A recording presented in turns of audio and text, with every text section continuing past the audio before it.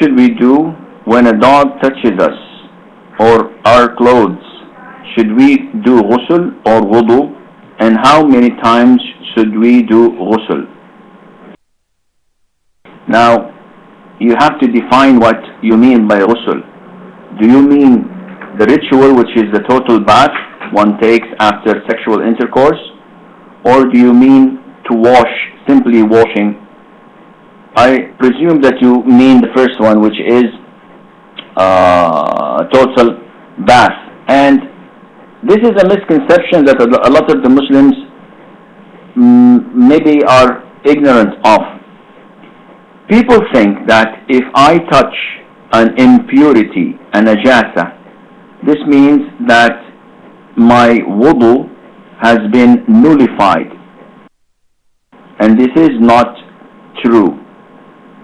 A person's wudu is only nullified by the things that nullify wudu, such as passing wind, urinating, defecating, eating camel's meat, sleeping. These are the most authentic reasons for nullifying wudu. And some say touching the private parts as well. So, if you touch an impurity while you are in the state of wudu, your hand becomes impure. It becomes najis. But to be able to pray, what you have to do is wash your hand. If you have an impurity on your clothes, you do not need to perform wudu. All what you have to do is wash that piece of your clothes that was affected by the najasa, and this is it. The same thing goes with the dog. Now, what do we have about dogs?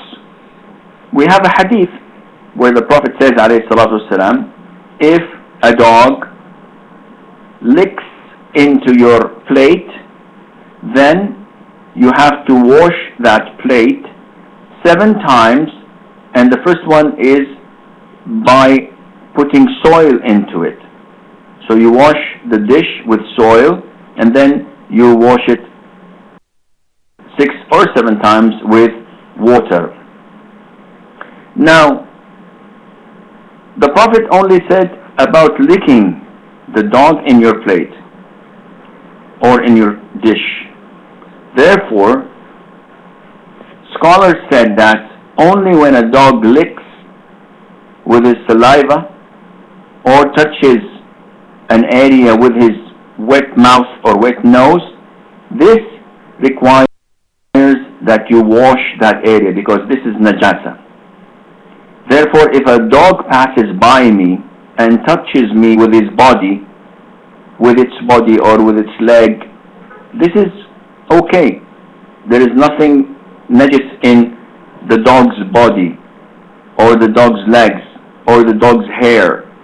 What is najis is the wetness in the dog's saliva or in the dog's nose, the front part of the dog. Therefore, if the dog licks your leg, then the area that the dog licked, you should wash it, because this is najis. If he licks your hand, you have to wash your hand.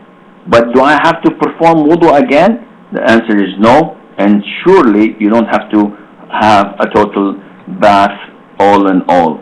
I hope this answers your question.